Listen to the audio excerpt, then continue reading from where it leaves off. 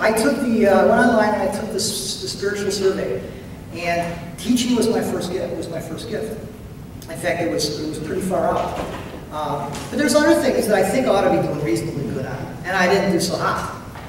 On. You've got to be kidding me. Okay. Whenever I see Daryl leave, he drives the bus, so I got to. Usually he's up. I guess it's just a potty break. All right. Romans 12:8. If it's contributing to the needs of others, let him give generously. We all have a responsibility to commit a portion of our material resources to God's work. But some have been blessed with a gift of giving, and more is expected. So all of us, we know about tithing. If you look at what Jesus said in the New Testament particularly, there's as much written about finances as almost anything. So, but the gift of giving goes a step above that. But you don't have to be rich or wealthy to have the gift of giving. That's not necessary. Our son, we've got two. Sue and I are blessed with two sons. But our son is a pastor in Wichita, and infrequently we get to go down there. He doesn't get up very often because obviously he's busy on the weekends. But the church he's at is in Andover, which is a little town suburb of Wichita. And when we go in there, and if I'm exaggerating, so you nod your head, we are the oldest ones in that church. Matt, I didn't see you nod your head. We are the oldest ones in that church. They have 3 services. There's between 1,100 and 1,300 that attend on a weekend. So it's a decent-sized church. Everybody's in their 20s, 30s, or 40s. There just isn't anybody our age. Everybody dresses very comfortably. They have folding chairs in the sanctuary. We attend the 3rd service. When we're done with that 3rd service, everybody picks up their folding chair and put it against the wall. Because that sanctuary is going to be used for something else. Nick never, ever mentions the offering. They don't talk about money. In fact, when I was preparing this lesson, I started thinking about it. All the times we've been to the church, I don't think I've ever given him anything.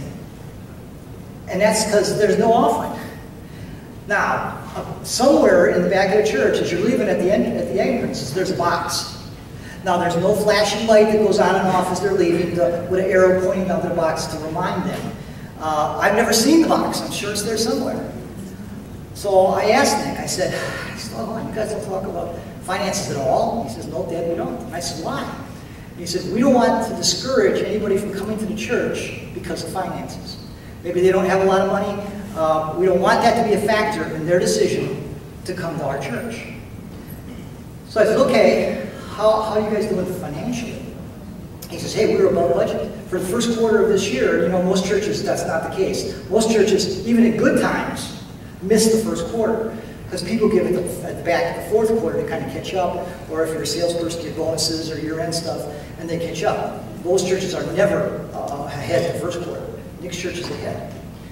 In March, they were going to break, or the spring, they're going to break ground for a new extension, building project, $1.4 million. They says, aha, you got a capital campaign. He says, no, we got all the money, it's all in the account. They're going to pay that $1.4 million cash for their building campaign. Now, what that tells me right there is they have a number of people in their congregation that have the spiritual gift of giving. I mean, there aren't rich people in their church. Everybody wears blue jeans. My Hawaiian shirt would be seriously overdressed in Nick's church. I mean, hey, it doesn't matter. It doesn't matter. So I know there's not a lot of money in that church, but there's got to be people with spiritual, not necessarily rich people either. You don't have to be wealthy to have that gift. What's the definition? The definition of giving is the motivation to entrust personal assets to others for their spiritual welfare and for the furtherance of the ministry. A good biblical example is Matthew. You know who Matthew is. He's one of the disciples. And you know what he did before? He was a tax collector. We take a look at about Matthew. We look at Luke chapter 5, verses 27 to 32. After this, Jesus went out and saw a tax collector by the name of Levi, son of God, sitting at his tax booth. Now, tax booths were normally set up at the entrance to the town. And there'd be a tax booth there. People coming in or going out would have to pay customs tax and to the tax collector. Matthew was Jewish, but he worked for the Romans. And the Romans said, okay, every year this is the amount you have to pay us. That's the amount you're going to get from this town. Whatever you get over and above that, it's yours. Doesn't matter. And they would give it to Roman soldiers to enforce whatever the tax collector said he had to give. Very lucrative position.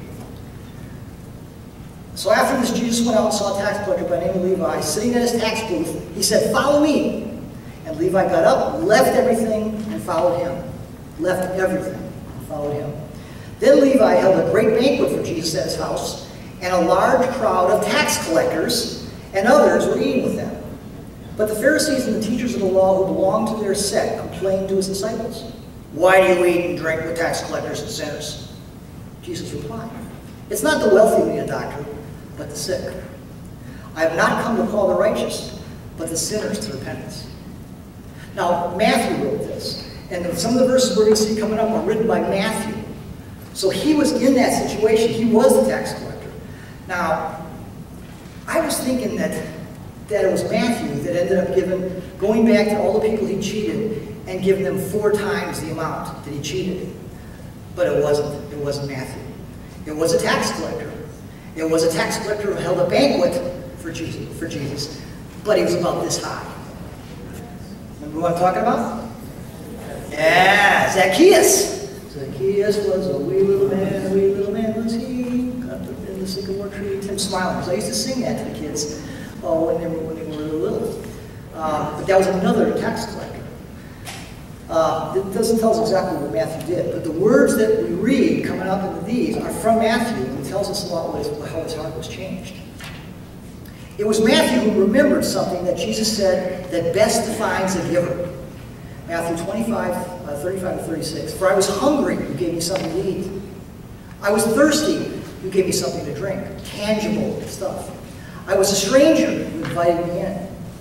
I needed clothes, you clothed me. I was sick, you looked after me.